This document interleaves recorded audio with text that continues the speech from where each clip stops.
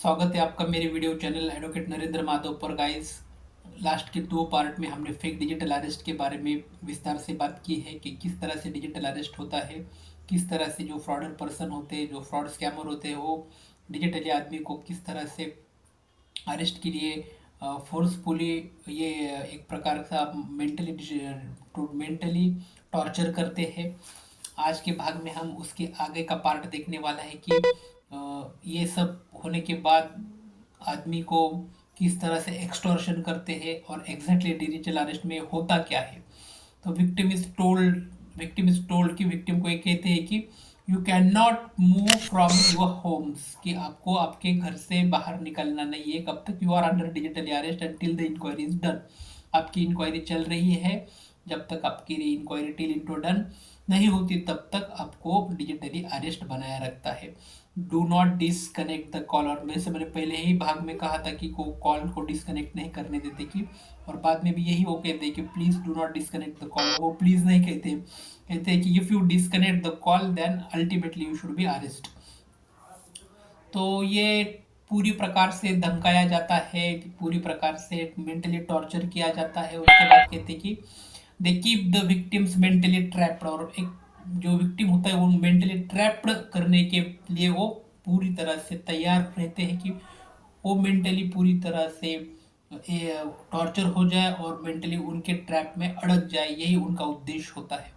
उसके बाद सबसे इंपॉर्टेंट पार्ट होता है एक्सटॉर्शन करते हैं कि वो एक्सटॉर्शन के प्रकार किस प्रकार के होते हैं कि victim is force to share bank details, force to share transfer the money, force to share pay for verification fees, force to share bail in security deposit ETC. अब क्या क्या शेयर करने को कहते हैं कि विक्टिम का कि आप बैंक जो डिटेल है वो हमें शेयर करो, ट्रांसफर मनी शेयर करो, उसके साथ साथ पे फॉर वेरिफिकेशन फीस है, जो आपका वेरिफिकेशन हो रहा है इसकी भी फीस आपको देनी है, और उसके बाद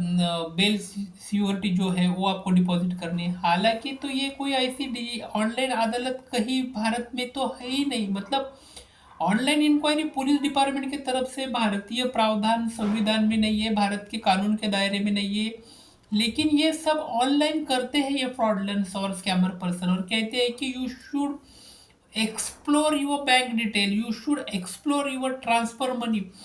मैं अपने पैसे कहाँ कहाँ ट्रांसफर किया है, कहाँ से आपने पैसे खरीदे हैं, आपका बैंक डिटेल हमें भेजो, साथ साथ पे फॉर वेरिफिकेशन फीस, आप आपका वेरिफिकेशन हम कर रहे हैं इसकी भी फीस आपको आपको देना है। और अगर आपको बेल लेना है तो बेल की श्योरिटी अमाउंट है, 100 प्रकार की श्योरिटी अमाउंट आपको डिपॉजिट करनी है, तब आपको बेल मिलेंगी। ये सब डिजिटली ऑनलाइन मोड पर ये स्कैमर करते हैं। ये स्कैमर पूरी तरह से आदमी का मेंटली दिमाग खा जाते हैं, मेंटली दिमाग पर पूरी तरह से सवार होकर,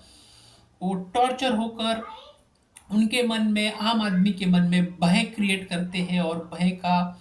पूरी तरह से क्रिएशन करने के बाद ये फ्रॉडलर और स्कैमर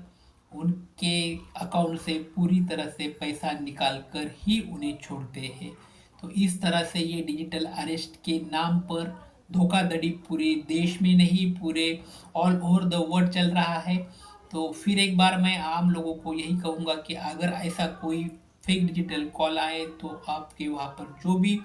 पुलिस डिपार्टमेंट है वहाँ पर जाके आपको तकरार या फिर उसके ऊपर संज्ञान लेना चाहिए कि इस तरह से जो भी डिजिटल अरेस्ट के लिए हमें फोर्सफुली धमकाया जा रहा है, डिजिटल अरेस्ट के लिए हमें एक प्रकार की मेंटली टॉर्चर किए जा रहा है, ये बात आपको पुलिस में जाकर एक प्रकार का आपको एफआईआर वहाँ पे दर्ज करनी होगी। तो दोस्तों, आज के पार्ट पे हम यहाँ रुकेंगे, इसके आने वाले पार्ट पर हम डिजिटल अरेस्ट की जो भी और इम्पोर्टेंट जो बातें हैं वो कहेंगे।